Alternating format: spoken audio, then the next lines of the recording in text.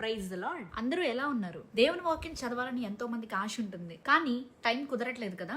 అందుకే మన ఛానల్లో ఆడియో బైబిల్ స్టార్ట్ చేసాం. చాలా మంది చదువు లేని వాళ్ళు ఉంటారు, చదువు వచ్చి టైం లేని వాళ్ళు కూడా ఉంటారు. ఇలా ఉన్న ప్రతి ఒక్కరికి వాక్యం అందాలన్నదే మా చిన్న ప్రయత్నం. Let's do this. Praise the lord.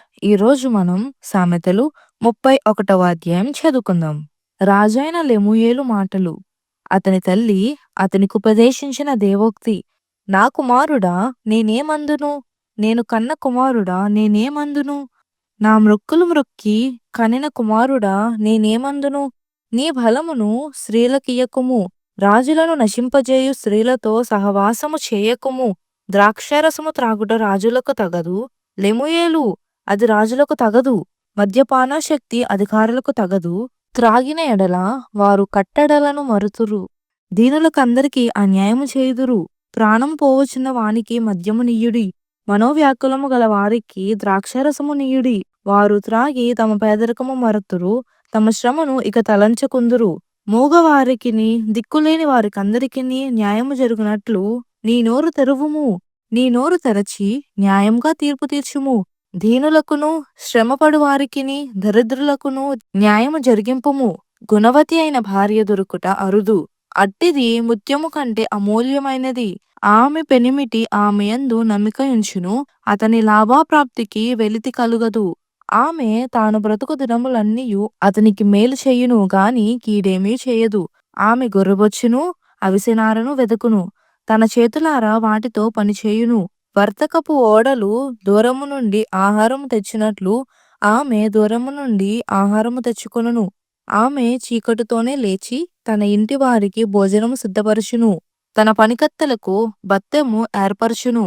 ఆమె పొలమును చూచి దానిని తీసుకొనును, తాము కూడబెట్టిన ద్రవ్యము పెట్టి ద్రాక్ష తోట ఒకటి నాటించును. ఆమె నడికట్టు చేత నడుము బలపరుచుకొని చేతులతో బలముగా పనిచేయును. తన వ్యాపార లాభము అనుభవముచే తెలుసుకొనును. రాత్రివేళ ఆమె దీపము ఆరిపోదు. ఆమె పంటను చేతపట్టుకొనును, తన వ్రేళ్లతో కుదురు పట్టుకొని వడుకును. దీనులకు తన చెయ్యి చాపును, దరిద్రులకు తన చేతులు చాపును. తన ఇంటి వారికి చలి తగులునని భయపడదు.